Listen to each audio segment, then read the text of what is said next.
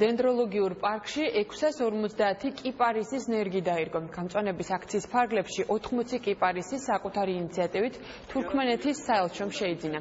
პროცესში მონაწილეობა თბილისის მერმა, ასევე გარემოს დაცვა და საგარეო საქმეთა მინისტრების მოადგილებმა და დიპლომატიური კორპუსის წარმომადგენლებმა მიიღეს.